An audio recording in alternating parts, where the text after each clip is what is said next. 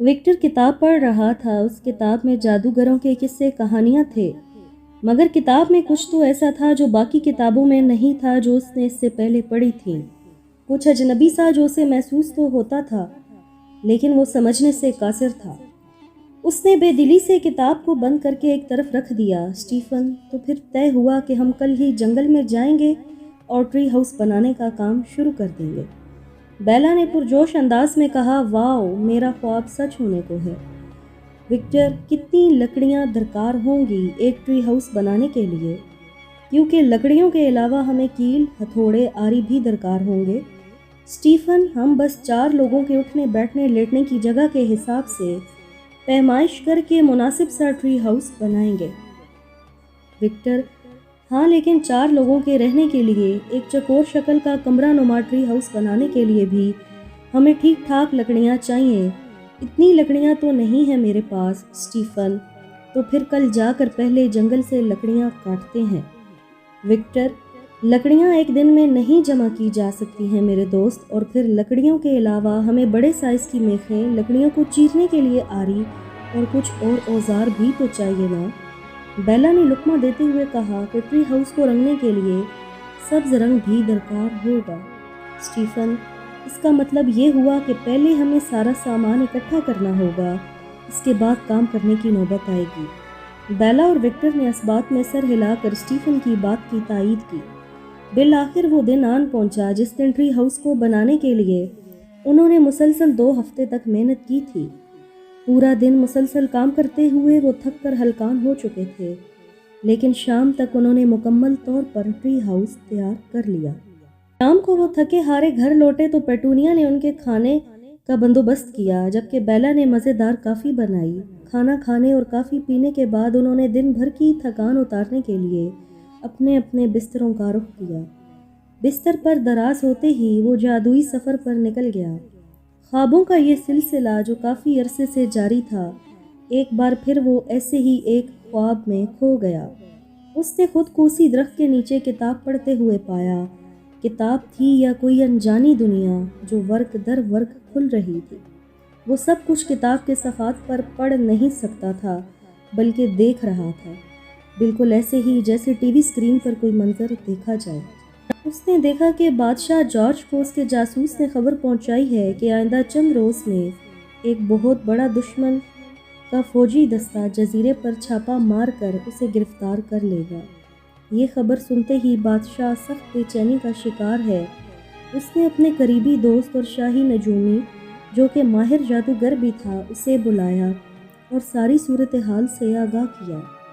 George نے پریشان ہوتے ہوئے کہا کہ مجھ سے میرا مال و اسباب، سلطنت سب چھن چکا ہے، میرے بچے در بدر ہو گئے، اب میرے پاس اس محل اور جزیرے کے سوا کچھ نہیں۔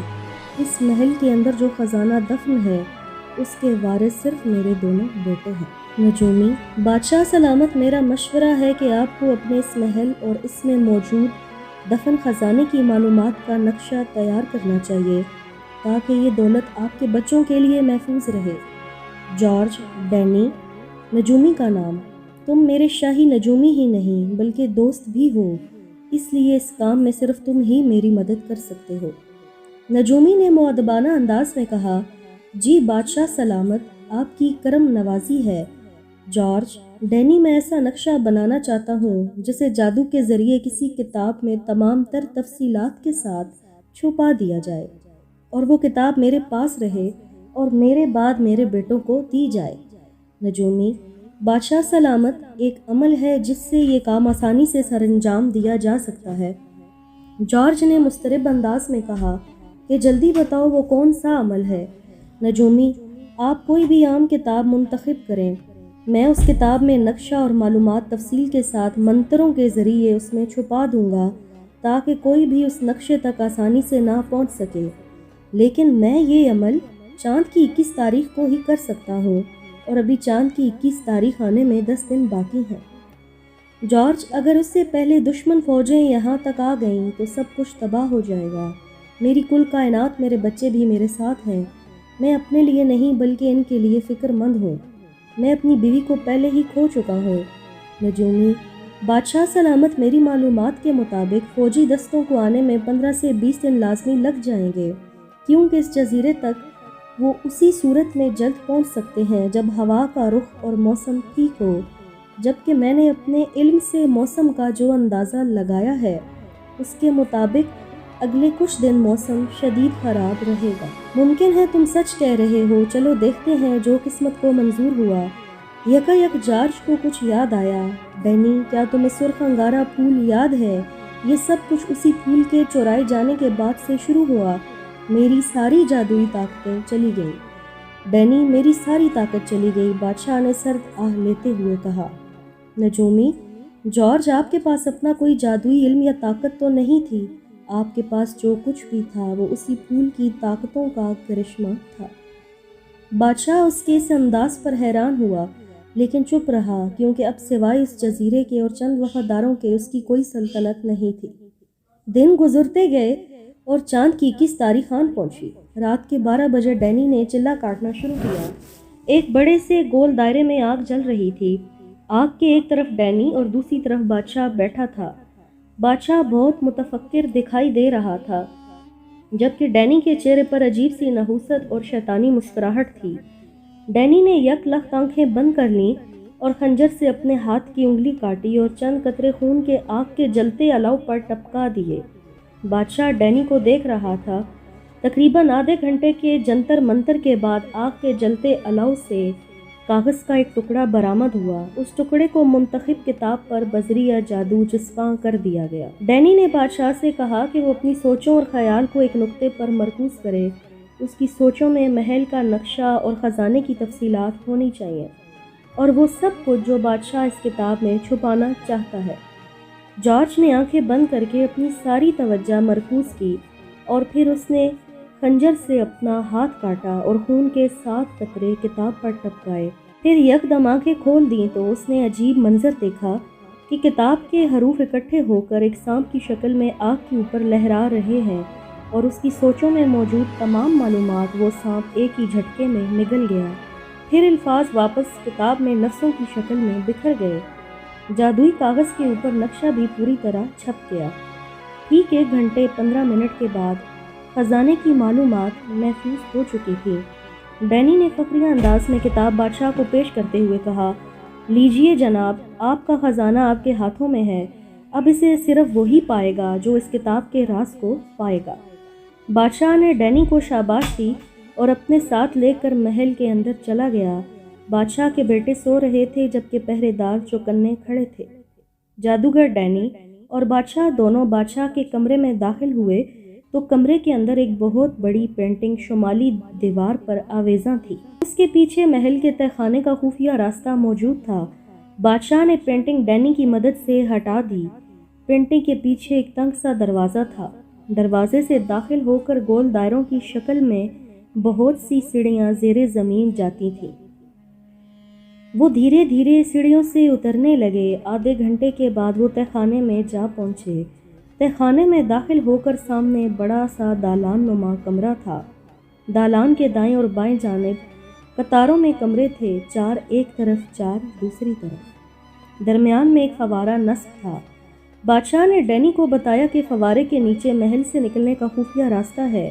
یہ راستہ سرنگ کے ذریعے سیدھا سمندر تک لے کر جاتا ہے، جبکہ ان 8 کمروں میں سونا، چاندی، ہیرے، موتی، لال و جواہرات ہے۔ ڈینی نے ہر کمرے میں خزانہ دیکھنے کے بعد اپنی اصلیت آشکار کر دی۔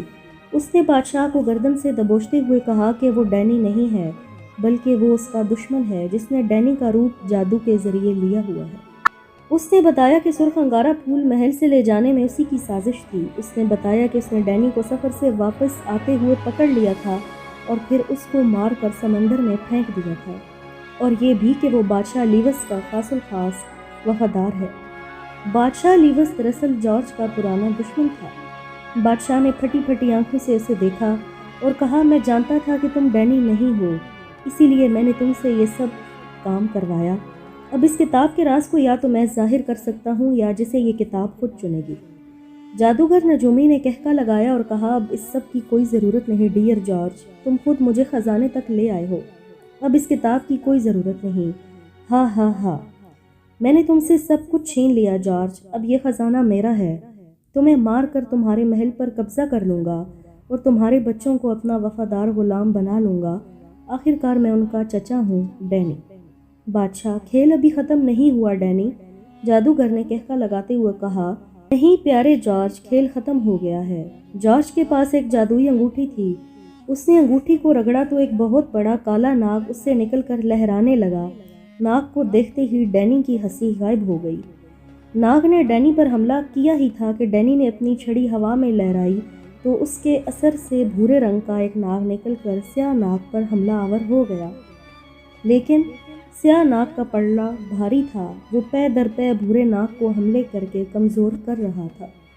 بادشاہ کی جیت ہونے ہی والی تھی کہ جادوگر نے اپنا آخری داؤ کھیلا اور اس نے کچھ مخصوص منتر پڑھنے شروع کر دیے جنہیں وہ زندگی میں ایک بار ہی استعمال کر سکتا تھا۔ سیاہ ناگ کی طاقت سلب ہو گئی۔ سیاہ ناگ بے بسی کے عالم میں بادشاہ کو دیکھتے ہوئے غائب ہو گیا۔ ڈینی نے حملہ کیا اور بادشاہ کو زخمی کر دیا۔ بادشاہ نے مرنے سے پہلے اپنی جادوئی انگوٹھی کو زور سے رگڑا تو سیاہ ناگ ہوا میں لہرایا۔ ناگ نے بے بسی سے کہا کہ کچھ دیر میری طاقت کام نہیں کرے گی۔ بادشاہ نے انگوٹھی اسے تھماتے ہوئے کہا کہ خزانہ تمہارے پاس ضمانت ہے، تم اسے مکروہ ڈینی کے ہاتھ کبھی نہیں لگنے دو گے۔ خزانہ کسی نیک دل انسان کو یا میرے بچوں کو ہی ملنا چاہیے۔ یہ کہہ کر بادشاہ دم توڑ گیا۔ بادشاہ اور ناگ نے خفیہ زبان میں بات کی تھی، اس لیے وہ زبان ڈینی سمجھ نہیں پایا، لیکن اگلے 2 گھنٹے میں ڈینی کے منتروں کا اثر ختم ہو گیا۔ سیاہ ناگ نے انسانی روپ لیا اور انگوٹھی اپنی انگلی میں پہنی اور جادوگر پر حملہ کر دیا۔